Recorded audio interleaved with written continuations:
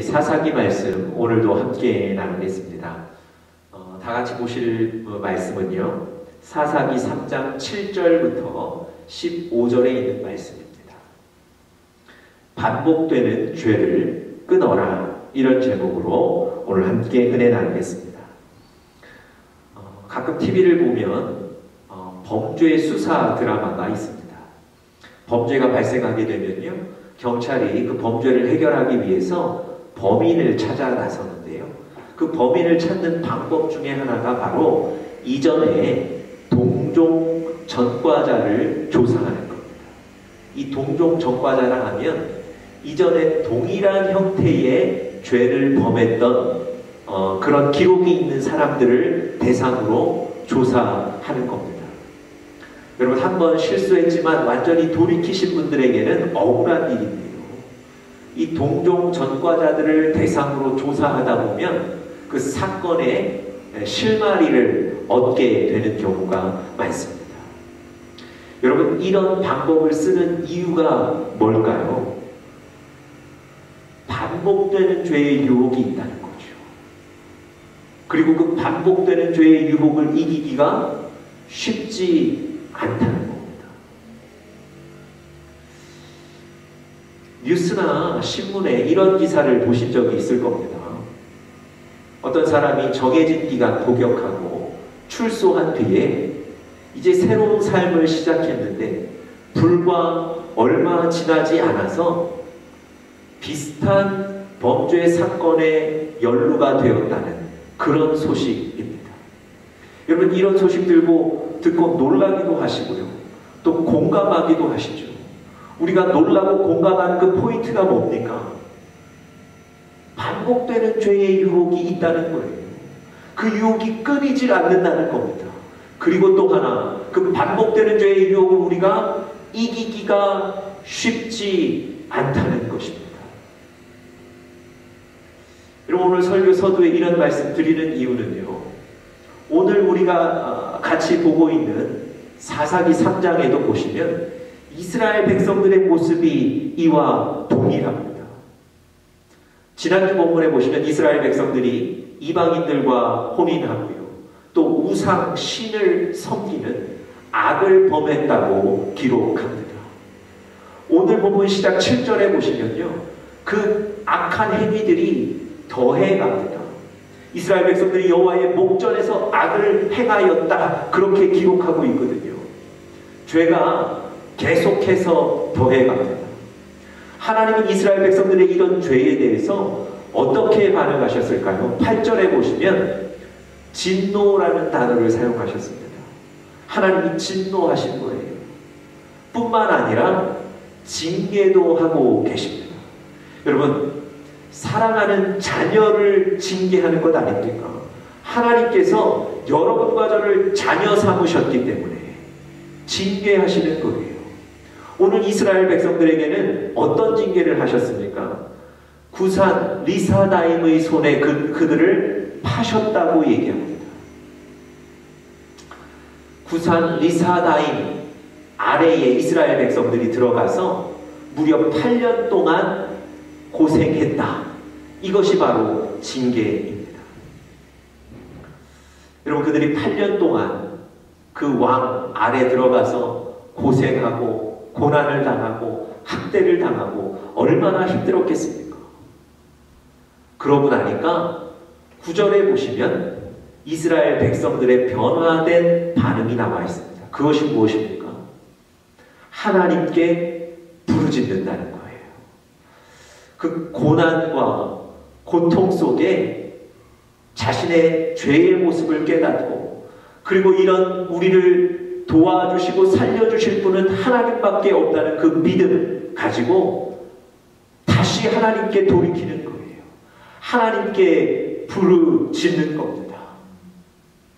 여러분, 그렇게 부르짖고 난 뒤에 하나님은 그들의 부르짖음에 어떻게 반응하셨습니까? 죄지었기 때문에 괘씸해서 그들을 내버려 두셨습니까? 아니요. 오늘 본문 10절 11절에 보시면요, 온니엘이라는 사사를 세우셔서 이스라엘을 다시 구원하시고 살려주셨습니다. 이 사사는 이스라엘 백성들을 다스리기 위해 하나님이 세우셨던 사람들이에요. 하나님이 사사들과 함께 하셨기 때문에 사사들이 있는 동안에는 이스라엘이 태평성대했다고 기록합니다.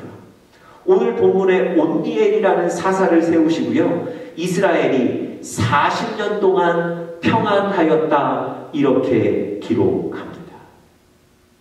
여러분 잘 보세요. 이스라엘 백성들이 범죄하고 하나님의 진노와 징계를 당해서 고통당하고 그 가운데 다시 하나님께 부르짖음으로 돌아오고 하나님은 그들의 부르짖음을 듣고 다시 사사를 보내셔서 그들을 살려주셨습니다. 여러분 이 이후에는 이스라엘 백성들이 하나님 앞에 어떻게 살아야 될까요?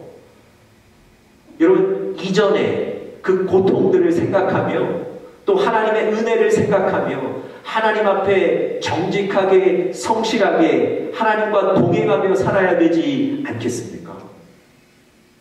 그런데요, 오늘 본문 12절에 보시면 동일한 죄가 반복이 되고 있다고 기록합니다. 자, 12절 제가 한번 읽어보겠습니다. 이스라엘 자손이 또 여호와의 목전에 악을 행하니라. 여러분 7절에 기록된 말씀과 똑같습니다. 7절에도 보시면 이스라엘 백성들이 여호와의 목전에 악을 행하였다고 했거든요. 그런데 그 악 때문에 비롯된 진노와 징계와 또 부르짖음과 하나님의 은혜를 다 경험했는데 다시 그들이 그 동일한 죄로 돌아가는 거예요. 이스라엘 자손이 또 여호와의 목전에 악을 행했다. 여러분 이스라엘 백성들은 이 하나님의 살려주심의 은혜에도 불구하고 반복되는 죄 앞에 또 쓰러지고 넘어지는 겁니다. 여러분 7절에 보시면요, 여호와의 목전에 악을 행했다 그랬거든요. 우리나라 말로 번역된 성경에는 정확히 기록되어 있지 않지만 원어 성경에 보면 이 악이라는 말 앞에 정관사가 붙었습니다. 그래서 그 악을 범했다는 거예요. 여러분 무슨 얘기입니까? 그 악이라는 건 죄가 반복된다는 거예요. 동일한 죄가 또 범해졌다는 겁니다. 여러분 이스라엘 백성들은요 지금 하나님의 은혜를 경험하고 하나님 앞에 부르짖음으로 다시 살림을 받았지만 또 동일한 죄, 반복되는 죄 앞에 넘어지고 있다는 겁니다. 여러분 이렇게 또 죄를 범하고 하나님이 이번에도 역시 에글론이라는 나라를 사용하셔서 이스라엘 백성들을 징계하세요. 이번에는요 에글론 밑에서 18해 동안 고난을 당했다. 이게 바로 하나님의 징계입니다. 그리고 이스라엘 백성들은 이 징계 가운데 또 하나님 앞에 부르짖게 되고요. 그러면 하나님이 그들의 부르짖음을 들으시고 또 사사를 세우셔서 그들을 살려주셨습니다. 여러분 사사기를 읽어보시면 계속해서 이런 패턴이 반복이 됩니다. 죄를 짓고 하나님의 징계를 받고 그 징계를 받은 이후에 돌이켜서 하나님께 부르짖고 하나님은 그들의 부르짖음을 듣고 사사를 보내 구원하시고 또 범죄하고 여러분 이런 사이클이 계속해서 반복되고 있습니다. 여러분 이게 비단 이스라엘 백성들만의 모습이겠습니까? 여러분 혹시 우리의 모습이지는 않습니까? 하나님께서 여러분과 저를 살려주셨는데 하나님께서 여러분과 저를 회복해 주셨는데 어느새 우리는 또 하나님 멀리 떠나 있고 어느새 우리 삶에 하나님이 아니라 다른 것이 우선순위가 되어 있고 그렇게 악을 향해 달려가고 있지 않습니까? 여러분 이스라엘 백성들도 우리도 반복되는 죄를 경계해야 합니다. 반복되는 죄를 끊어내야 할 것입니다. 어떻게 할 수 있을까요? 오늘 본문 7절에서 우리가 몇 가지 좀 힌트를 얻어보려고 합니다. 첫 번째로요. 이 반복되는 죄를 끊기 위해서는 첫 번째, 악을 미워해야 합니다. 악을 미워해야 한다는 거예요.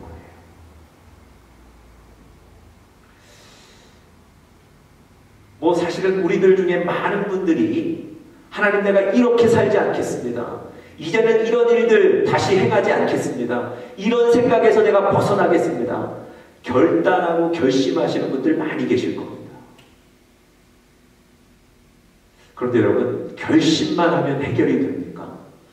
결심만 하면 죄가 끊어집니까? 여러분, 그런 결심하고 그런 결단하고 그런 생각하는데 어느새 또 그 죄의 자리에, 악함의 자리에 서 있는 우리 자신의 모습을 또 보게 됩니다. 물론 여러분, 결심과 결단이 중요합니다. 그렇지만 그것 갖고는 부족하다는 거예요. 그것만 갖고는 이 반복되는 죄의 문제를 끊을 수 없다는 겁니다. 여러분, 플로이드 맥클란이라는 분이요, 어떻게 죄를 이길 것인가 라는 책을 썼는데요, 그 책에 보면 이런 얘기가 있습니다. 수감되어 있는 죄수의 90%가 자신의 죄를 후회한답니다. 그리고 똑같은 상황이 오면 나는 그런 죄를, 나는 그런 행동을 하지 않겠다고 다짐하고 결단한답니다. 그런데 감옥에 출소하고 난 뒤 수개월 혹은 수년이 지나면 다시금 그런 죄를 계획하고 준비하고 있다는 거예요. 여러분, 단순히 결심만 해서는 안 되고요. 단순히 결단만 해서는 안 되고요. 여러분과 저에게 필요한 것, 성경에서 얘기해 주는데요, 악을 미워하는 마음까지 가지셔야 된다는 겁니다. 결심과 결단 위에 악을 미워하는 마음도 가지셔야 합니다. 그래서 성경에서는요, 악을 미워하라고 계속 말씀해주고 있습니다. 아모스 5장 15절에 보시면요, 너희는 악을 미워하고 선을 사랑하며, 이렇게 얘기합니다. 악을 미워하고 선을 사랑하며. 시편 97편 10절에 보시면요, 여호와를 사랑하는 너희여 악을 미워하라. 악을 미워하라. 그 영혼을 악인의 손에서 건지시느니라. 악을 미워하지 않으면 우리가 다시금 그 악한 행위에 빠지게 된다는 거예요. 로마서 12장 9절에도 이렇게 기록되어 있습니다. 사랑엔 거짓이 없나니 악을 미워하고 선에 속하라. 여러분, 이것이 바로 하나님의 말씀입니다. 하나님이 미워하시는 것, 하나님이 행하지 말라고 말씀하신 그 악들을 우리도 미워해야 된다는 거예요. 우리 삶에서 밀어내야 된다는 겁니다. 그렇지 않으면 그 악의 유혹이 올 때 우리가 그것을 이기기 쉽지 않다는 겁니다. 여러분, 성경은 우리에게 너 죄짓지 않겠다고 약속해라 이렇게 말씀하시지 않아요. 왜냐하면 우리가 다시 넘어질 것을 아시거든요. 마치 이 결심은요, 아까 제가 앞서 말씀드렸던 것, 죄수들이 감옥에서 하는 후회와 똑같은 거예요. 여러분, 성경은 악을 미워하라고 가르치시는 거예요. 여러분, A.W. 토저 목사님이 성령님이라는 책에서 이런 얘기를 하셨습니다. 우리가 경건한 그리스도인이라면 우리가 인정해야 할 몇 가지 진리가 있다. 우리는 부정직을 미워하지 않고서 정직을 사랑할 수 없다. 불결함을 미워하지 않고서 깨끗함을 사랑할 수 없다. 거짓말과 속임을 미워하지 않고서는 진실을 사랑할 수 없다. 우리가 예수 그리스도께 속했다면 우리는 그분이 온갖 형태의 악을 미워하셨듯이 악을 미워해야 한다. 그분은 하나님을 대적하는 것을 미워하고 하나님으로 가득한 것을 사랑하셨다. 여러분, 악을 미워하지 않으면 그 악을 떠날 수 없는 거예요. 여러분, 하나님이 원하시지 않는 것, 하나님이 미워하신 것, 우리도 그것을 미워하고 우리 삶에서 밀어내야 되는 줄 믿습니다. 여러분, 기도하십시오. 악을 미워하는 철저한 마음을 갖게 해달라고 기도하셔야 될 줄 믿습니다. 두 번째로요, 우리가 이 반복되는 죄를 끊기 위해서는 두 번째, 하나님의 역사를 기억해야 합니다. 하나님의 역사를 기억해야 합니다. 여러분, 반복되는 죄를 계속 범하는 이 이스라엘 백성들의 특징이 뭡니까? 7절에 보시면, 오늘 보면 7절에 보시면 중간에 이렇게 기록되어 있습니다. 자기들의 하나님 여호와를 잊어버렸다. 여러분, 이스라엘 백성들의 특징이 뭐라고요? 하나님의 일하심을 잊어버리는 거예요. 자기들의 하나님, 특별히 이스라엘 백성들을 인도하시고 그들 가운데 은혜를 베푸시고 그들을 살려주신 자기들의 하나님을 잊어버리는 거예요. 여러분, 하나님의 일하심을 기억하셔야 됩니다. 하나님이 지금 내 안에 일하셨던 것을 기억하셔야 돼요. 그러기 위해서 어떻게 하셔야 되겠습니까? 하나님이 일하셨던 것, 하나님이 우리에게 은혜 베푸셨던 것을 기록도 하셔야 돼요. 뿐만 아니라 계속해서 그것을 감사하셔야 됩니다. 그리고 하나님과 계속 교제하셔야 돼요. 하나님과의 교제가 멀어지면, 하나님과의 교제가 끊기면 하나님이 나에게 하셨던 그 은혜들, 베푸셨던 은혜들을 잊어버리게 돼 있습니다. 여러분, 오늘 본문에 보시면 이스라엘 백성들이 다시 하나님 앞에 부르짖죠. 다시 하나님 좀 살려주십시오 부르짖잖아요. 언제 부르짖습니까? 고난당할 때. 하나님이 그들의 삶에 고난을 주실 때 하나님을 찾게 되는 거예요. 다시 하나님 기억하게 되는 거예요. 하나님의 역사, 하나님의 일하심이 있을 때 하나님을 기억하게 된다니까요. 여러분, 하나님의 일하심, 하나님과 계속해서 동행하시고 하나님과 교제하셔야 돼요. 그래서 하나님의 역사가 내 안에 계속 일어나면 하나님을 잊지 않게 되어 있습니다. 시편 1편에도 보시면 우리가 시냇가에 심은 나무여야만 은혜를 공급받을 수 있는 거예요. 여러분과 제가 은혜의 시냇가, 하나님의 은혜의 시냇가 가까이에 있어야만 하나님의 일하심을 계속 보고 듣고 느끼게 되는 겁니다. 그래야만 하나님을 잊지 않는 거예요. 여러분, 우리가 믿음이 있는 사람이라고 해서 우리 자신을 과신하지 마십시오. 우리는 연약한 사람이거든요. 하나님과 멀어지면 그 은혜를 잊게 되어 있습니다.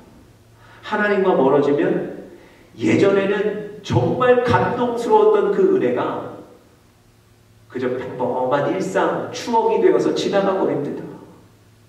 여러분, 하나님의 은혜를 날마다 공급받도록 은혜의 시냇가에 심겨진 여러분들 되시기를 간절히 축복합니다. 마지막 세 번째로요, 반복되는 죄를 끊기 위해서는 하나님을 두려워하셔야 합니다. 하나님을 두려워해야 합니다. 여러분, 죄가 반복되고 있는 이스라엘 백성들의 모습을 기록한 7절과 12절에 보시면 동일한 단어가 나오죠. 그들이 여호와의 목전에서 악을 행했다는 거예요. 12절에도 보니까 이스라엘 자손이 또 여호와의 목전에 악을 행했다. 여호와의 목전이라는 말은요, 말 그대로 해석하면 눈앞에라는 뜻입니다. 하나님의 눈앞에서 악을 행한다는 거예요. 하나님이 보고 계신데, 하나님이 다 지켜보시는데, 그럼에도 불구하고 그 하나님이 보시는 앞에서 악을 행한다는 거예요. 그럼 어떻게 이럴 수 있습니까? 하나님이 보고 계시다는 것 의식하지 않는 거예요. 하나님이 보고 계셔도 별 상관없다는 거예요. 하나님이 보고 계신 것 두렵지 않다는 겁니다. 여러분, 반복되는 죄에서 헤어나오지 못하는 것, 우리가 그 죄의 사슬을 놓지 못하는 것은 바로 하나님을 두려워하지 않기 때문에 그렇습니다. 여러분, 하나님은 우리를 보고 계신다니까요. 지금도 우리와 동행하신다니까요. 하나님은 우리를 사랑하기도 하고 위로하기도 하시지만 하나님은 우리를 향해 진노하시고 징계하시기도 하십니다. 여러분, 앞에서도 제가 말씀 나눴지만 우리 인생의 주인이 누구라고요? 하나님이시라고요. 하나님이 이스라엘 백성들의 생사화복을 주관하시는 거예요. 마찬가지입니다. 여러분과 저의 인생이 우리 인생의 주인이신 하나님의 손에 있습니다. 어떻게 그 하나님을 두려워하지 않으실 수 있겠습니까? 여러분, 다시 한번 하나님이 내 인생의 주인이라는 사실을 기억하십시오. 그리고 믿음으로 선포하셔야 됩니다. 그리고 그 하나님, 내 인생을 움직이시는 그 하나님을 두려운 마음으로 섬기시고 경외하시기를 바랍니다. 제가 중학교 다닐 때요, 제가 다니던 교회에서 부흥회가 있었습니다. 부흥회에 말씀 전하러 오신 목사님이 하셨던 말씀 중에 하나가 기억이 나는 게 있습니다. 이런 말씀을 하셨어요. 여러분, 맞고 오시겠습니까? 그냥 오시겠습니까? 여러분, 이 얘기를 그 강사 목사님의 아주 그 코믹한 제스처와 그 코믹한 투로 말씀하셨어요. 그래서 제 기억에 그 말씀하셨을 때 참석했던 모든 사람들이 크게 웃었던 기억이 있습니다. 저도 웃었거든요. 아마 그래서 기억에 남는지 모르겠어요. 그런데 여러분, 이 얘기가 웃을 얘기가 아니더라고요. 오늘 사사기에 하시는 말씀이 바로 그 말씀이세요. 하나님 앞에 혼나고 돌아오시겠습니까? 아니면 그냥 오시겠습니까? 여러분, 하나님 무서운 분이시라니까요. 우리가 자판기에 돈 넣고 음료수 하나 빼듯이 하나님을 그런 식으로 생각하고 이용하고 있지 않습니까? 하나님이 그렇게 이용당하실 분이 아니세요. 하나님은 여러분과 제 인생의 주인 되기를 원하시고 또 주인이심을 인정하는 우리의 믿음을 보기를 원하세요. 그리고 하나님이 우리 인생을 움직여 가실 겁니다. 여러분, 그 하나님을 두려움으로 섬기셔서 반복되는 죄를 끊는, 그래서 승리하는 여러분과 제가 될 수 있기를 간절히 축복합니다.